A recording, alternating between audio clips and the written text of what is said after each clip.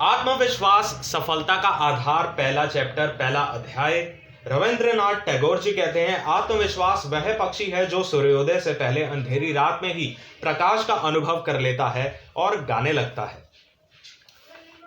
आत्मविश्वास क्या है और यह कैसे जगता है, अगर आपने यह जान लिया तो आपको काम करने के अवसर भी मिलेंगे और सफलता भी आपके कदम चूमेगी।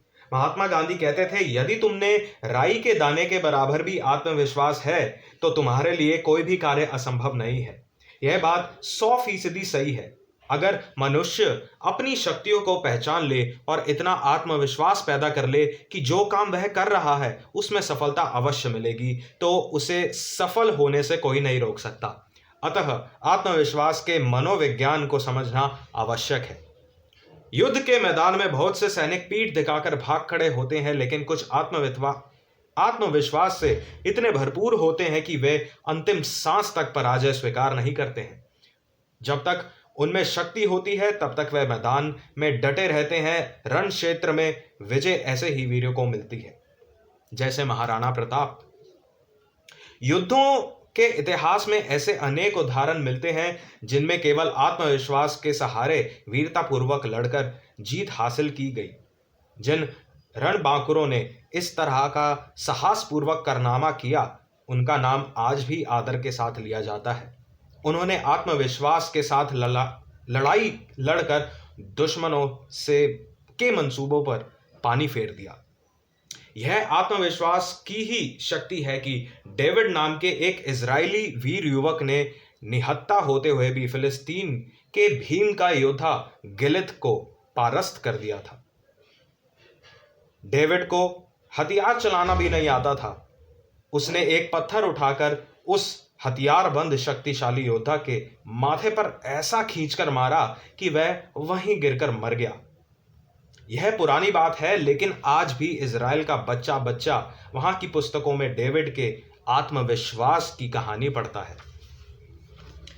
और आज हम देख भी पाते हैं कि फिलिस्तीन और इजराइल के बीच में क्या चल रहा है। तो ये बहुत बरसों पुरानी बात है जो कि तब से झगड़ा इनके बीच में चल रहा है। आत्मविश्वास किसी भी तरह की लड़ाई में जीत के लिए बड़ा जरूरी है।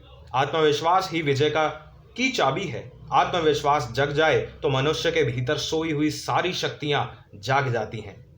विश्व महायुद्ध के शूरवीर सैनिकों के विषय में ब्रांड्स ने लिखा है कि हम जिन नवयुवकों को अत्यंत साधारण समझ रहे थे, युद्ध में उनके अद्वितीय कारनामे सुनकर बड़ा अचरज हुआ।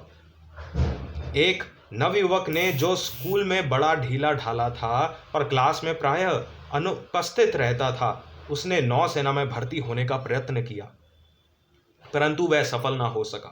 पता नहीं कैसे कुछ दिनों बाद वह सेना में स्थान पाने में सफल हो गया। यह समाचार सुनकर उसके सभी परिचितों को आशंका होने लगी कि वह कुछ ही दिनों में रण क्षेत्र से वापस आ जाएगा, परंतु उसने भयानक युद्ध क्षेत्र में ऐसे विकट साहस का प्रदर्शन किया कि उसे सुनकर मैं अचंभे में पड़ जाता था। वही नवयुवक जो कुछ दिनों पहले तक अयोग्य एवं अकर्मण्य माना जाता था, उसने एक बार जलते हुए बम को उठाकर खाई में फेंक दिया और दूसरी बार भीषण गोलीबारी में जान पर खेलकर कई साथियों की प्राण रक्षा की।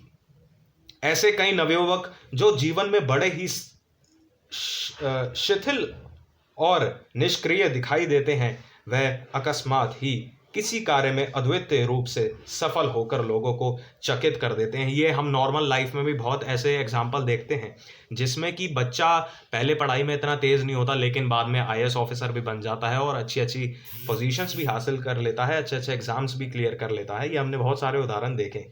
भले ही वे दूसरों से कम योग्यता रखते हों, परंतु उनका आत्मविश्वास उन्हें दूसरों से अधिक सफल बना देता है। सफलता की ऊंची चोटी पर चढ़ने में उनका आत्मविश्वास ही उनका सच्चा सहायक सिद्ध होता है। यदि आप किसी भी विजेता की विजय गाथा पढ़ेंगे तो पता चलेगा कि उसकी जीत का रहस्य उसका अटल आत्मविश्वास ही है। जब तक आपके मन में आत्मविश्वास पैदा नहीं होगा, तब तक आप किसी भी काम को लगनपूर्वक नहीं कर सकते। ऐसी स्थिति में आवश्यक है कि आप आत्मविश्वास को आगे बढ़ने का आधार बनाएं और सफलता का मार्ग प्रशस्त करें। इसके लिए नीचे दिए गए कुछ बिंदुओं पर गौर करने की जरूरत है।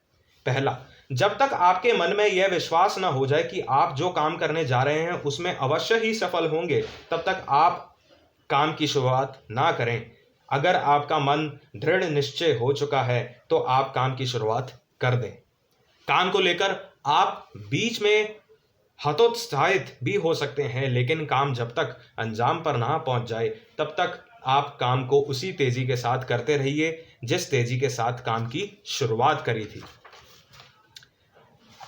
तीसरा, भय के दुष्प्रभाव से बचिए, मतलब डर से बचिए, आशंकाओं से बचिए।